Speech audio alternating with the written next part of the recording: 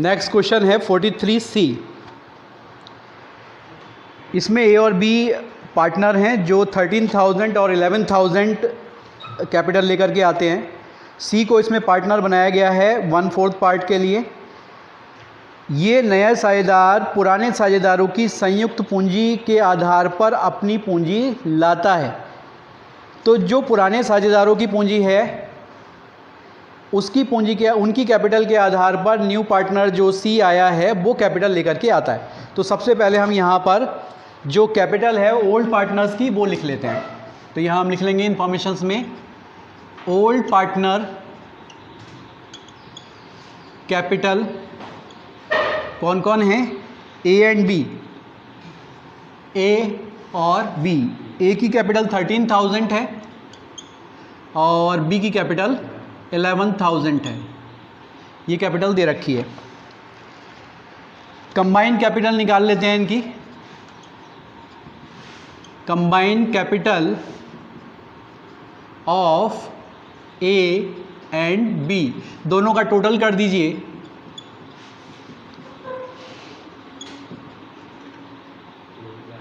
$24,000 ये आ जाएगा, 24,000। अब अगर हमें सी का शेयर इसमें निकालना है तो हमें सबसे पहले जो न्यू शेयर है ओल्ड पार्टनर्स का वो कैलकुलेट करना पड़ेगा या रिमेनिंग शेयर कैलकुलेट करना पड़ेगा।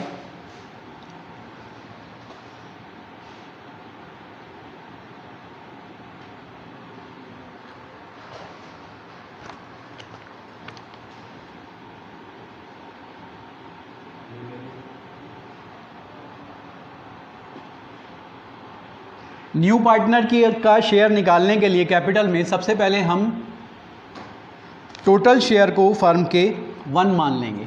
Late total share is equal to 1। New partner share ये दे ही रखा है, हमें गिवन है यहाँ पे 1/5। रिमेनिंग शेयर भी बोल सकते हैं इसे, बचा हुआ हिस्सा। और ओल्ड पार्टनर शेयर, एक मिनट, ओल्ड पार्टनर शेयर ये 1/4 है। ओके 1/4 है ये, ठीक है। रिमेनिंग शेयर और ओल्ड पार्टनर का शेयर निकालने के लिए आप 1 में से जो न्यू पार्टनर का शेयर है वो लेस कर दीजिए। ये बचा आपके पास 3/4। अब इसके बाद टोटल कैपिटल ऑफ फर्म निकाल लेंगे हम। ये आपका स्टेप 1 था जिसमें कंबाइंड कैपिटल आई है। उसके बाद ये स्टेप 2 आ जाएगा जिसमें total capital of new firm निकाल लेंगे। Total capital of new firm is equal to, formula मैंने आपको बताया ही था, combined capital of old partner into reciprocal of his share.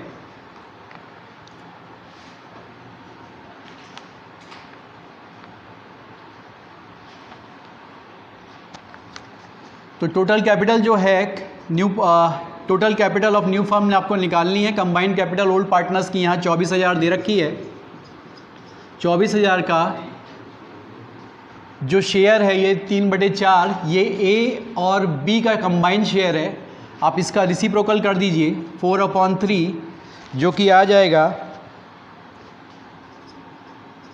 32,000। इस 32,000 के बेस पर आप न्यू पार्टनर सी की कैपिटल निकालेंगे। New partner C capital is equal to 32,000 का 1/4 आप 1/4 कर दीजिए, ये आ जाती है 8,000। इस क्वेश्चन में 2 चीज़ें दे रखी थी। एक तो ओल्ड पार्टनर्स की कैपिटल के हिसाब से न्यू पार्टनर की कैपिटल निकालनी थी, और दूसरा केस इसमें था कि न्यू प्रॉफिट शेयरिंग रेशियो निकाल करके ओल्ड पार्टनर्स की जो कैपिटल थी उसको न्यू प्रॉफिट शेयरिंग रेशियो के हिसाब से एडजस्ट करना था। तो पहला केस हमने सॉल्व कर लिया इसमें, पहला केस हम इसमें सॉल्व कर चुके हैं कि ओल्ड पार्टनर्स की कैपिटल के अकॉर्डिंग न्यू पार्टनर की कैपिटल आ चुकी है। अब हम निकालेंगे स्टेप 4 में new profit sharing ratio. Step 4, calculation of new profit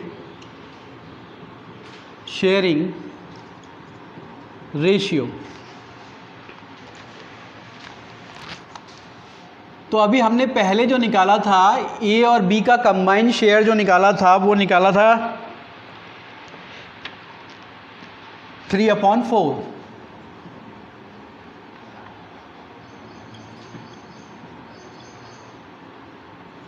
तो इसमें ए का जो हिस्सा बनेगा वो 1/2 बनेगा। 3/4 जो हिस्सा निकाला था पूरा कंबाइन, क्योंकि ये दोनों ही पार्टनर ए और बी बराबर के साझेदार हैं। इसमें क्वेश्चन में दिया हुआ है कि बराबर के साझेदार हैं ए और बी, तो जो 3/4 हिस्सा हमने निकाला था उसमें ए का हिस्सा 1/2 हो जाएगा। इस हिसाब से इनका न्यू शेयर हो जाएगा 3/8। ऐसे ही बी का शेयर जो हमने कंबाइंड शेयर निकाला था वो था 3/4 या 3/4। इसको भी आप 1/2 से मल्टीप्लाई करके 3/8 निकाल लेंगे। तो ये न्यू शेयर आ गए ए और बी के, और सी का शेयर ऑलरेडी गिवन है जो कि 1/4 दे रखा है। तो न्यू प्रॉफिट शेयरिंग रेशियो हो जाएगा, new profit sharing ratio A, B और सी का 3/8, 3/8 और 1/4। टेक द एलसीएम, 3, 4 2 8 और यहाँ पे आ जाएगा आपका 2। तो ये न्यू प्रॉफिट शेयरिंग रेशियो बन गया 3, 3 और 2।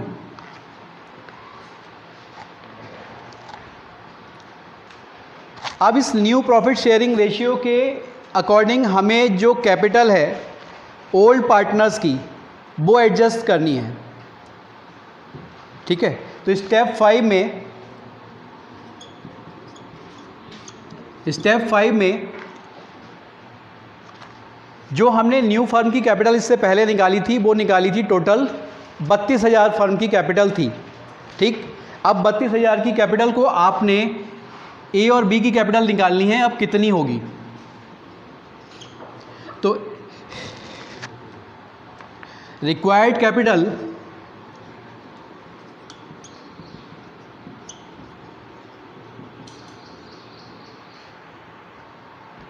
कैपिटल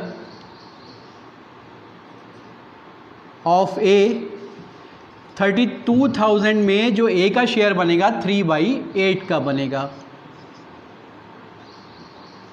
तो ए की जो कैपिटल होगी न्यू प्रॉफिट शेयरिंग रेशियो के हिसाब से वो 12,000 आएगी।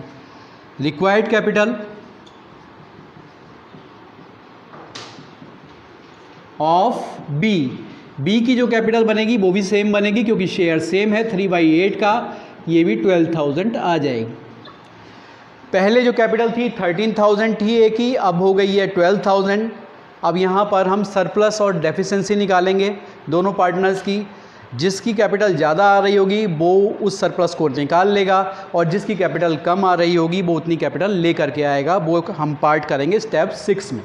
ठीक है, अभी हमने न्यू प्रॉफिट शेयरिंग रेशियो के हिसाब से ओल्ड पार्टनर्स की कैपिटल को एडजस्ट किया। अब इस ओल्ड पार्टनर्स की कैपिटल में हम स्टेप 6 में सरप्लस और डेफिशिएंसी निकालेंगे। मतलब किसकी कैपिटल ज़्यादा है और किसकी कैपिटल कम है। ठीक है, सरप्लस ओब्लिक डेफिशिएंसी, इसको हम कैलकुलेट करेंगे यहाँ पे।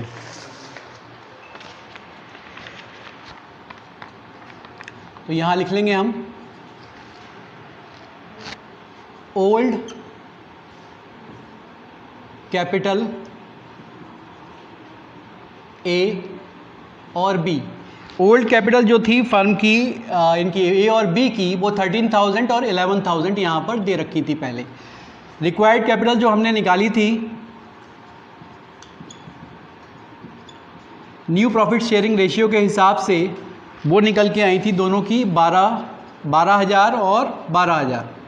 अब आप यहाँ देखिए ओल्ड एडजस्टेड कैपिटल थी यहाँ पे 13,000 और जो रिक्वायर्ड कैपिटल है वो लानी थी केवल 12,000, यानी ए की जो कैपिटल है 1,000 रुपये ज़्यादा आ रही है, तो ये कहलाएगा सरप्लस, यानी एक्सेस है, ये रिक्वायर्ड कैपिटल से ज़्यादा है। और यहाँ पर बी को लेके आने थे 12,000 रुपये और इसके जो ओल्ड कैपिटल आ रही थी वो 11,000 की आ रही थी, यानी कि यहाँ पर इसकी कैपिटल कम आ रही है, डेफिशिएंसी आ रही है। तो आप यहाँ पर 1,000 रुपये डेफिशिएंसी में डालेंगे, नीचे लिख भी दीजिए सरप्लस और डेफिशिएंसी। अब इसके लिए हम एक जनरल एंट्री पोस्ट करेंगे, स्टेप 7 हो जाएगा ये।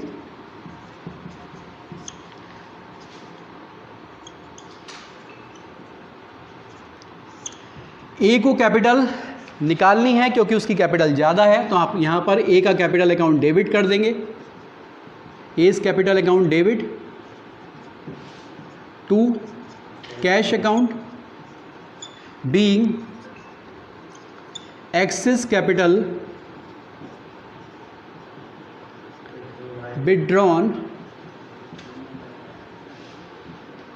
Bye A.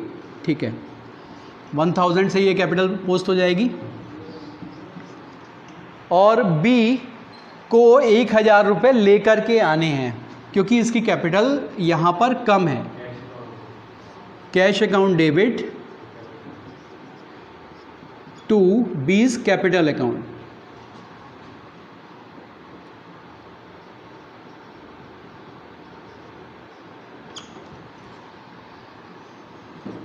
being cash brought in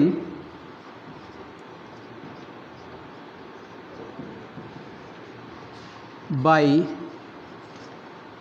B